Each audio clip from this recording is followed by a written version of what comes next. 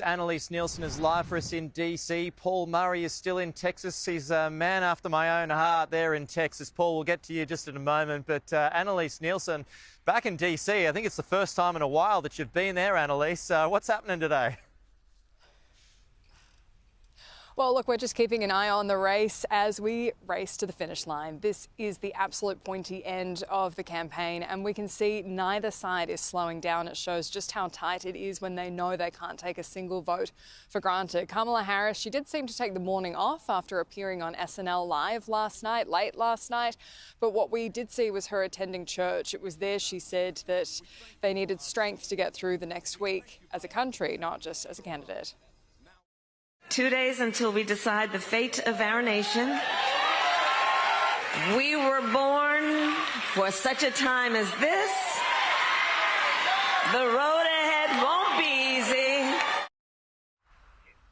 And Pete, one interesting thing that's come up, looking at how Kamala Harris is campaigning in those key battleground states. This was first reported by CNN, the different ads that are being targeted to different states over Israel and Gaza. In particular, they've said that she's tailored a very specific message to Michigan, where there is the largest population of Arabs living in America, and there's a very different message targeting towards Pennsylvania. And I guess they're just hoping that people don't make the comparison between the two when they're deciding if they're voting along these lines. What has happened in Gaza over the past 9 months is devastating.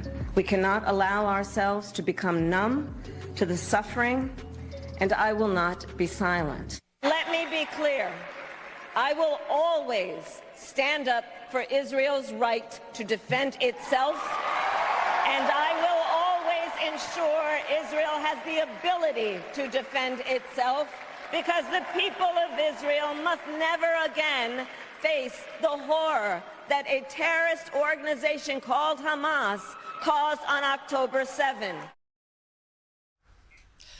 So there is always a bit of tailoring of messages, but on a very specific issue like that a lot of Democrat voters in particular are very focused on, it is an interesting way to market that particular point to very important states.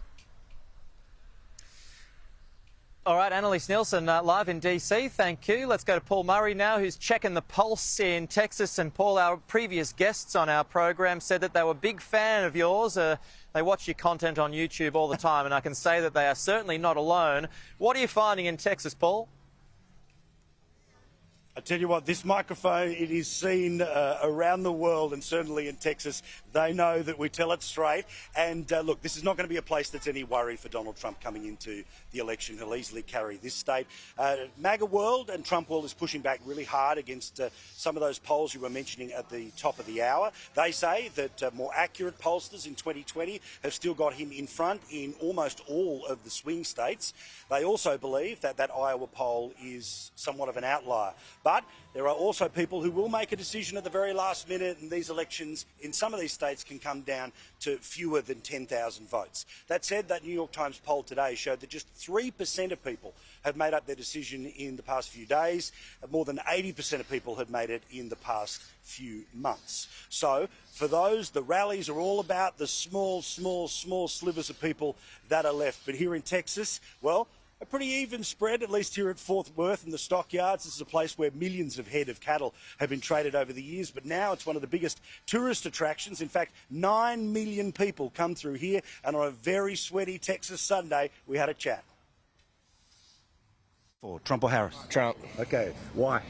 Man, he just ran America like a business, and I run my own business as well, and it was good for my business and my brother's business and just our work. And when I did the oil field and the pipeline, he was very keen on keeping us going, keeping oil pumping, and keeping it here in America rather than overseas. As a female Trump supporter, what is it that makes him attractive to you?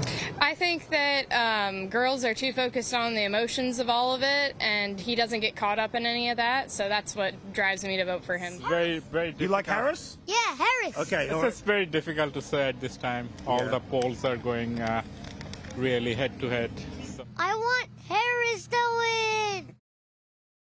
Dad's playing it straight. The kid pretty easy to see which way that he would like his dad to vote in a couple of days' time. More than 74 million people have already voted in the election. Extraordinary numbers. So from cowboy country, y'all have a wonderful day now. Yeah, and the same to you, Paul Murray. It is good to talk to you, my friend. We'll chat again soon. Now, just to bring up the movements today, as we've already reported, Donald Trump, he's been busy in Pennsylvania with those comments that we've turned around. He is got a few more campaign stops, the most of it with just 48 hours to go now. There it is for you. So Trump stop 1, that's already in the bag.